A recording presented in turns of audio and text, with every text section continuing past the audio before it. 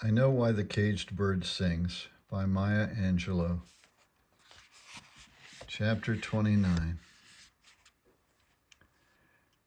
Our house was a 14-room, typical San Francisco post-earthquake affair.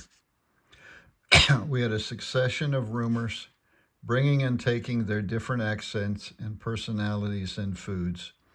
Shipyard workers clanked up the stairs. We all slept on the second floor except Mother and Daddy Clydell in their steel tip boots and metal hats, and gave way to much powdered prostitutes who giggled through their makeup and hung their wigs on the doorknobs. One couple, they were college graduates, held long adult conversations with me in the big kitchen downstairs until the husband went off to war. Then the wife, who had been so charming and ready to smile, changed into a silent shadow that played infrequently along the walls. An older couple lived with us for a year or so. They owned a restaurant and had no personality to enchant or interest a teenager, except that the husband was called Uncle Jim and the wife Aunt Boy. I never figured that out. The quality of strength lined with tenderness is an unbeatable combination, as are intelligence and necessity when unblunted by formal education. I was prepared to accept Daddy Clydell as one more faceless name added to Mother's roster of conquests. I had trained myself so successfully through the years to display interest or at least attention, while my mind skipped free on other subjects, that I could have lived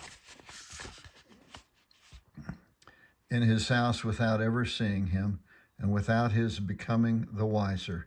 But his character beckoned and elicited admiration. He was a simple man who had no inferiority complex about his lack of education, and even more amazing, no superiority complex because he succeeded despite that lack. He would often say, "I've been to school 3 years of my life. In Slayton, Texas, times was hard, and I had to help my daddy on the farm." No recriminations lay hidden under the plain statement, nor was there boasting when he said, "If I'm living a little better now, it's because I treats everybody right." He owned apartment buildings and later pool halls, and was famous for being that rarity, a man of honor.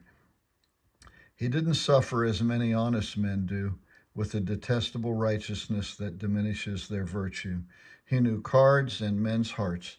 So during the age when Mother was exposing us to certain facts of life, like personal hygiene, proper posture, table manners, good restaurants, and tipping practices, Daddy Clydell taught me to play poker, blackjack, tonk, and high-low jick-jack and the game.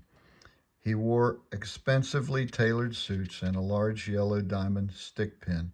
Except for the jewelry, he was a very conservative dresser and carried himself with the unconscious pomp of a man of secure means. Unexpectedly, I resembled him, and when he, Mother, and I walked down the street, his friends often said, "Clydell, that's sure your daughter. Ain't no way you can deny that." Proud laughter followed these declarations, for he had never had children. Because of his late arriving but intense paternal sense, I was introduced to the most colorful characters in the Black Underground. One afternoon, I was invited into our smoke-filled dining room to take part. Don't tell me.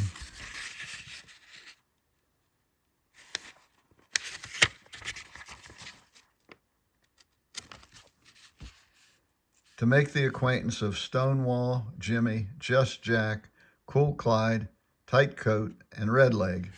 Daddy Clydell explained to me that they were the most successful con men in the world. They were going to tell me about some games so I would never be anybody's mark. To begin, one man warned me, "There ain't never been a mark yet that didn't want something for nothing." Then they took turns showing me their tricks, how they chose their victims, their marks, from the wealthy, bigoted whites, and in every case how they used the victim's prejudice against them. Some of the tales were funny, a few were pathetic, but all were amusing or gratifying to me, for the black man, the con man, who could act the most stupid, won out every time over the powerful, arrogant white. I remember Mr. Redleg's story like a favorite melody. Anything that works against you can also work for you once you understand the principle of reverse.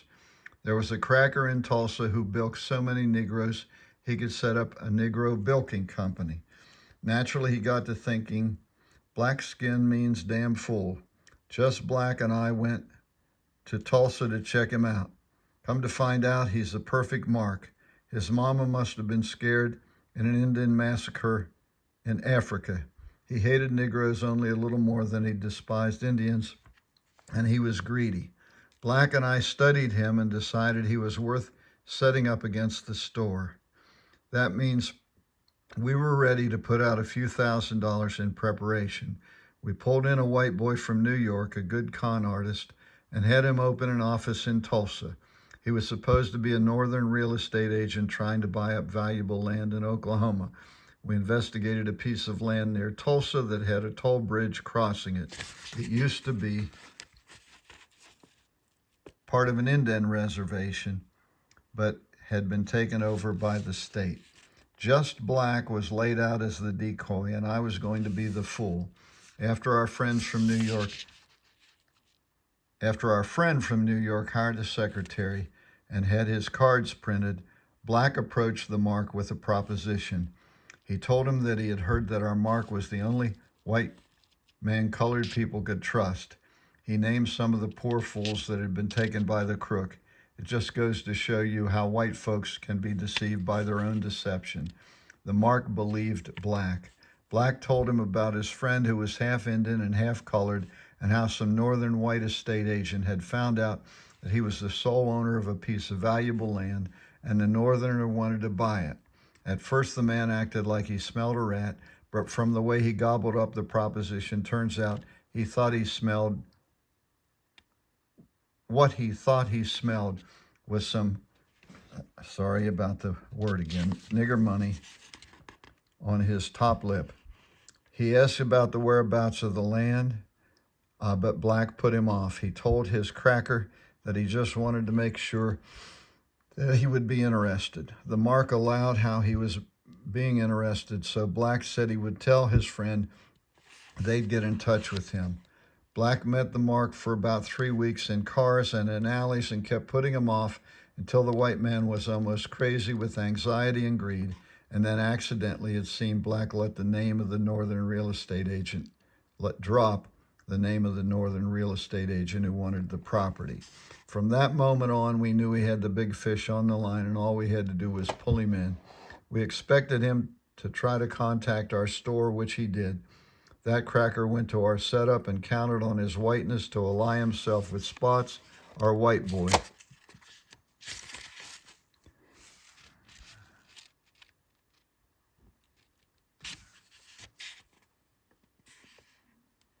But I keep doing that. Spots refused to talk about the deal, except to say the land had been thoroughly investigated by the biggest real estate concern in the South, and that if our Mark did not go around raising dust, he would make sure there would be a nice piece of money in it for him.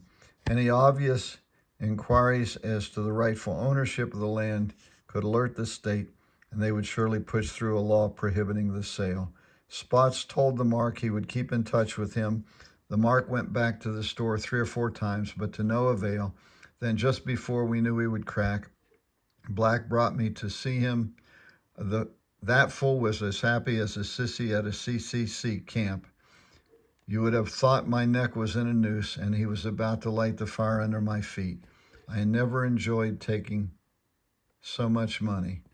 Anyway, I played scared at first, but Just Black told me that this was one white man that our people could trust.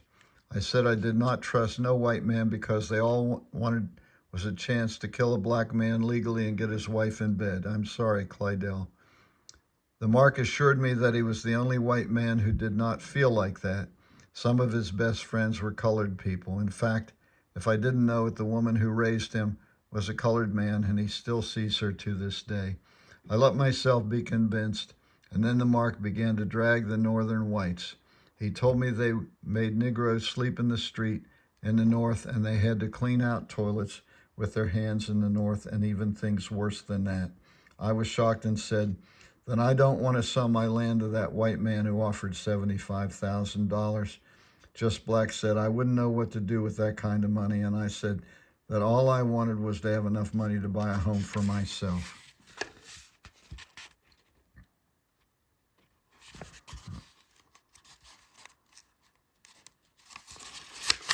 Sorry.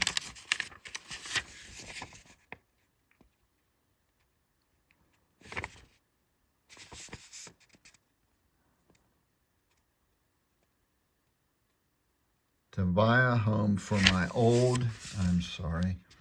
mom, to buy a business and to make one trip to Harlem. The Mark asked how much would that cost, and I said I reckoned I could do it for $50,000. The Mark told me no Negro was safe with that kind of money, that white folks would take it from him. I said I knew it, but I had to have at least $40,000. He agreed.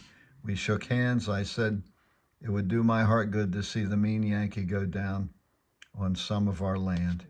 We met the next morning, and I signed the deed in his car, and he gave me the cash. Black and I had kept most of our things in a hotel over in Hot Springs, Arkansas. When the deal was closed, we walked to our car, drove across the state line, and on to Hot Springs. That's all there was to it. When he finished, more triumphant stories rainbow around the room, riding the shoulders of laughter.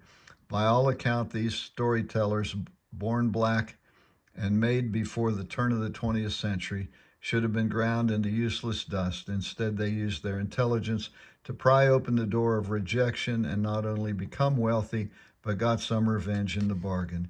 It wasn't possible for me to regard them as criminals or be anything but proud of their achievements. The needs of a society determines its ethics, and in the Black American ghettos, the hero is that man who is offered only the crumbs from his country's table, but by ingenuity and courage is able to take for himself a Lucullan feast. Hence the janitor who lives in one room but sports a robin's egg blue Cadillac is not laughed at but admired, and the domestic who buys $40 shoes is not criticized but is appreciated. We know that they have put to use their full mental and physical powers.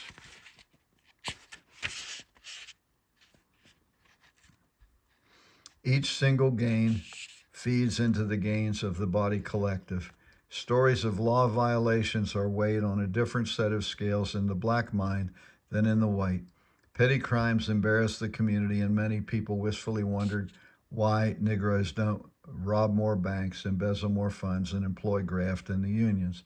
We are the victims of the world's most comprehensive robbery. Life demands a balance. It's all right if we do a little robbing now. This belief appeals particularly to one who is unable to compete legally with his fellow citizens. My education and that of my Black associates were quite different from the education of our white schoolmates. In the classroom, we all learned past participles, but in the streets and in our homes, the Blacks learned to drop S's from their plurals and suffixes from past tense verbs. We were alert to the gaps separating the written word and the colloquial. We learned to slide out of one language and into another without being conscious of the effort. At school, in a given situation, we might respond with, "That's not unusual." But in the street, meeting the same situation, we said, it bees like that sometimes.